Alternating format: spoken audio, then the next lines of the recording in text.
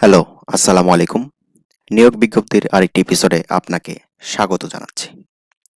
কথা বলবো Bangladesh police ASI যে নিয়োগ বিজ্ঞপ্তিটি প্রকাশিত হয়েছে, সেই নিয়োগ সম্পর্কে বলবো বিস্তারিত এবং কোন কোন জেলাগুলো থেকে আবেদন করতে পারবেন, কারা কারা আবেদন করতে পারবেন, আবেদন করার জন্য কি কি ডকুমেন্ট লাগবে, সকল কিছুই থাকছে আজকের ভিডিওতে। সুতরাং ভিডিওটি না টেনে সম্পূর্ণ দেখার অনুরোধ রইল। একই সাথে বলে রাখি, ভিডিওটি শেয়ার করে রাখুন যাতে করে আপনার ফ্রেন্ড লিস্টে থাকা সকলেই ভিডিও নিয়োগ সম্পর্কে জানতে পারে। চলুন শুরু করি। তো এখানে যে নিয়োগ বিজ্ঞপ্তিটি রয়েছে সেটা হচ্ছে বাংলাদেশ পুলিশ ক্যাডেট এএসআই নিরস্ত্র পদে 2026-এ আবেদন শুরু হয়েছে আজ থেকে। তো এখানে আবেদন করতে পারবেন নারী পুরুষ সকলেই আবেদন করতে পারবেন, সেটা নিয়ে কোনো ধরনের সমস্যা নেই। তো আমরা একটু দেখি এখানে আমি হচ্ছে একটু টিক মার্ক দিয়ে দেখানোর চেষ্টা করি আপনাদের। এখানে বলা হয়েছে যে বয়স সীমাটা অর্থাৎ জেনারেল যারা আছেন তাদের বয়স হতে হবে 18 থেকে 22 বছর। এর বাইরে যারা জেনারেল আছেন তারা আবেদন করতে পারবেন না। এবং মুক্তিযোদ্ধাদের জন্য এই আবেদনটা হচ্ছে শিথিলযোগ্য, তারা হচ্ছে 32 বছর পর্যন্ত করতে পারবেন। এবং শিক্ষাগত যোগ্যতা যেটা আছে সেটা হচ্ছে শিক্ষাগত যোগ্যতা লাগবে আপনাদের এসএসসি লাগবে। এসএসসিতে হচ্ছে 3.5 থাকতে হবে এবং এইচএসসিতে থাকতে হবে 3.5 এবং কম্পিউটারের ব্যবহার করার অর্থাৎ হচ্ছে এমএস ওয়ার্ড, তারপর হচ্ছে ওয়েব ব্রাউজিং করার দক্ষতা থাকতে হবে। ঠিক আছে? এছাড়া আবেদন করতে পারবেন না। এবং এখানে হচ্ছে ২ টি পরীক্ষা অনুষ্ঠিত হবে। একটা হচ্ছে শারীরিক টেস্ট এবং আরেকটা হচ্ছে লিখিত পরীক্ষা। তো লিখিত পরীক্ষাটা হচ্ছে ১ম এ শারীরিক মাপ অনুযায়ী পরীক্ষা হবে এবং লিখিত পরীক্ষাটা হচ্ছে আপনাদের ৩০০ মার্ক হবে। যাই হোক পরে সেটা বলছি। আমরা আগে ১ম এ পর্যায়ক্রমে ধাপগুলা অনুসরণ করি। তো এটা হচ্ছে ১ম কিভাবে আবেদন করতে পারবেন, কোন, কোন বিষয়গুলো থাকবে সেটা এখানে। তারপর হচ্ছে উচ্চতা পাসপোর্ট ছেলেদের জন্য হচ্ছে পাসপোর্ট ৬ এবং মেয়েদের জন্য সেটা হচ্ছে ৪ ফুট ৫ ফুট ৪ ইঞ্চি পর্যন্ত এবং ওজন হচ্ছে অনুযায়ী এই উচ্চতা অনুযায়ী থাকতে হবে। ঠিক আছে? এরপর যে বিষয়টা আছে সেটা হচ্ছে আপনাদের দৃষ্টি অর্থাৎ চোখের যে দৃষ্টি আছে সেটা হচ্ছে ৬x৬ থাকতে হবে। এছাড়া আবেদন করার নিয়মটা হচ্ছে যে বাংলাদেশ পুলিশ যে ওয়েবসাইট আছে police.teletalk.com.bd এইখানে যে আবেদন করবেন, আবেদনের সবকিছু এখানে দেওয়া আছে। তো এখানে আবেদন করার জন্য আবেদন করতে শুধুমাত্র ১১২ টাকা আপনারা পে করলেই হবে, এর বাইরে কিছু করা লাগবে না। ঠিক আছে? তারপর বাকি নিয়মগুলো হচ্ছে একই রকমভাবে। এখানে যে ডকুমেন্টগুলো লাগবে সেটা হচ্ছে আমি এক নজরে বলে দিচ্ছি ডকুমেন্টগুলা কি, কি লাগবে। তো এখানে ১ম হচ্ছে আপনাকে অ্যাডমিট কার্ড ২ কপি নিতে হবে, ডাউনলোড করতে হবে, করবেন সেটা। তারপর হচ্ছে আপনাকে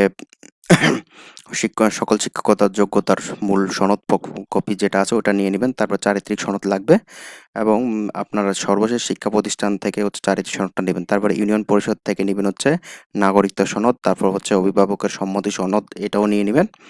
এরপর হচ্ছে জন্ম নিবন্ধন বা হচ্ছে আপনার যদি অ্যা ভোটার আইডি কার্ড থাকে তাহলে সেটার ফটোকপি নিয়ে নিবেন এবং মুক্তিযোদ্ধাদের ক্ষেত্রে যে বিষয়টা হচ্ছে তাদের যে সনদ আছে সেটার হচ্ছে সত্যায়িত কপি নিলেই হবে। এছাড়াও হচ্ছে যারা হচ্ছেন প্রতিবন্ধী তাদের ওই প্রতিবন্ধী কার্ড, যারা থার্ড জেন্ডার তারা তাদের ওই সত্যায়নপত্র নিবেন। এছাড়াও আপনারা যদি ওয়েব যেমন মাইক্রোসফট ওয়ার্ড, এক্সেল এ ধরনের পারদর্শী হন তাদের একটা সার্টিফিকেট আছে ওই সনদটা নিতে হবে।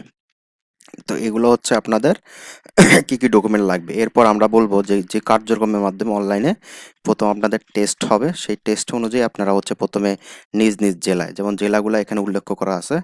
আমি যদি একটু জেলাগুলো আপনাদের দেখাই। যেমন এখানে আছে মাদারীপুর, কিশোরগঞ্জ, রাঙামাটি, ব্রাহ্মণবাড়িয়া, ঝিনাইদহ, নড়াইল, সিরাজগঞ্জ, চাঁপাইনবাবগঞ্জ, কুড়িগ্রাম, সুনামগঞ্জ, জামালপুর, ফরিদপুর, টাঙ্গাইল, তারপর হচ্ছে কুমিল্লা, খাগড়াছড়ি, খুলনা। তাদের মাঠ হচ্ছে 18, 19 এবং 20 জুন সকাল 8টায়। ঠিক আছে? তারপর যারা সাতক্ষীরা, নওগাঁ, জয়পুরহাট, পঞ্চগড়, হবিগঞ্জ, নেত্রকোনা, ঢাকা, রাজবাড়ী, ফেনী, লক্ষ্মীপুর, চুয়াডাঙ্গা, বগুড়া, দিনাজপুর, সিলেট, ঝালকাঠি, পটুয়াখালী তাদের মাঠ হচ্ছে ২১, ২২ এবং ২৩ তারিখ এবং যারা নারায়ণগঞ্জ, মুন্সিগঞ্জ, কক্সবাজার, মেহেরপুর, নাটোর, লালমনিরহাট, গাইবান্ধা, শেরপুর, ভোলা, বগুড়া, ময়মনসিংহ, গাজীপুর, শরীয়তপুর, মানিকগঞ্জ, গোপালগঞ্জ এবং বান্দরবন তাদের মাঠ হচ্ছে ২৪, ২৫ এবং ২৬ তারিখ। তো আপনারা ফিজিক্যালি টেস্ট অংশগ্রহণ করার পরে আপনাদের যে কাজটা করতে হবে সেটা হচ্ছে আপনাদের লিখিত পরীক্ষা অংশগ্রহণ করতে হবে। তো লিখিত পরীক্ষাটা কত মার্কের হবে সেটা একটু দেখেন। ইংরেজি, বাংলা, কম্পোজিশন এবং রচনার উপর শুধুমাত্র ৩ ঘন্টা পরীক্ষা হবে ১০০ মার্কের। ঠিক আছে? তারপর হচ্ছে সাধারণ বিজ্ঞান এবং গণিতের উপরে ১০০ মার্ক ৩ ঘন্টা ধরে পরীক্ষা দিবেন এবং হচ্ছে মানসিক দক্ষতার উপর ৫০ মার্কের পরীক্ষা থাকবে। টোটাল ২৫০ মার্কের ভিতরে যে শিক্ষার্থী সবচেয়ে বেশি মার্ক অর্জন করতে পারবে তারই চাকরিটা হবে। এরপর আপনাকে একটা ভাইভা পরীক্ষা দিতে হবে। তো ওখানে আসলে আহামরি কিছু নয়। ২৫ মার্কের একটা ভাইভা পরীক্ষা দিবেন। ওখানে আসলে টুকটাক সম্পর্কে জিজ্ঞেস করবে। তারপরে ছেড়ে দিবে। তো যাদের চাকরি হবে তাদের জন্য পরবর্তী স্টেপে যে শারীরিক পরীক্ষাটা যে যে পুলিশের যে রাজারবাগ হসপিটাল আছে সেখানে আরকি ওনারা নিজেরাই নিবেন।